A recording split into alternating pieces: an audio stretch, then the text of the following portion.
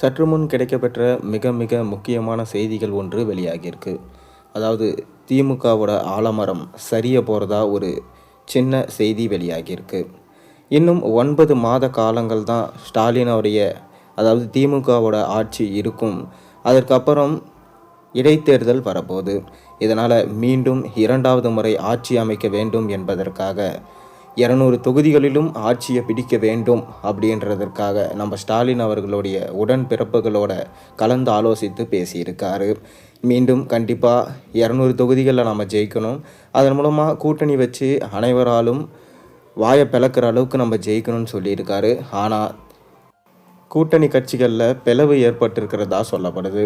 அதாவது விசிக கட்சியின் தலைவரான தொல் திருமாவளவன் அவர்கள், நாங்கள் திமுகவோட கூட்டணி அமைக்க போவதில்லை, நாங்கள் விலகுகிறோம் அப்படின்னு சொல்லிட்டு அவங்க அதிகாரப்பூர்வமாக அறிவிச்சிட்டாங்க. இதற்கு காரணம், பாமகவோட கூட்டணி வச்சிங்கன்னா கண்டிப்பாக நாங்கள் உங்கள் கூட்டணியோடு இருக்க மாட்டோம், கண்டிப்பாக திமுக விட்டு பிரிஞ்சு போய் எங்களிடம் 4 தொகுதிகள் இருக்கிறதுனால 4 அமைச்சர்கள் இருக்கிறதுனால நாங்கள் தனித்து நின்று போட்டியிடுவோம். அதனால் கண்டிப்பாக திமுகவோட கூட்டணி வைக்க மாட்டோம், கண்டிப்பாக நாங்கள் சொல்கிறத செய்வோம் அப்படின்னு சொல்லிட்டு தொல் திருமாவளவன் நேரடியாக அறிக்கையை அறிவிச்சிருந்தார். ஏற்கனவே பார்த்தீங்கன்னா டாஸ்மார்க் ஊழல், மேலும் சொன்ன வாக்குறுதிகளை நிறைவேற்றாதது போன்ற பல பிரச்சனைகளில் இருக்கார் திமுக தலைவர் ஸ்டாலின். மேலும் மக்கள் ரொம்பவே அதிருப்தியில் தான் இருக்காங்க. திமுக ஆட்சியை எப்படியாச்சும் விளக்கணும்னு நினைக்கிறாங்க. ஆனால் திமுக தலைவர் ஸ்டாலினோ 2வது முறை மீண்டும் கோட்டையை பிடிக்கணும் அப்படின்னு சொல்லிட்டு நினைக்கிறாரு.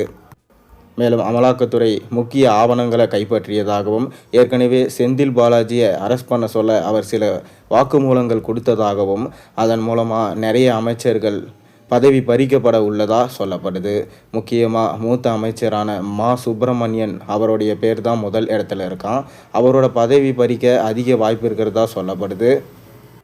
இதனால் பல அமைச்சர்கள் திமுகவில் வருமானத்திற்கு அதிகமாக சொத்து சேர்த்துள்ளதாக புகார் கிடைத்திருக்கிறது.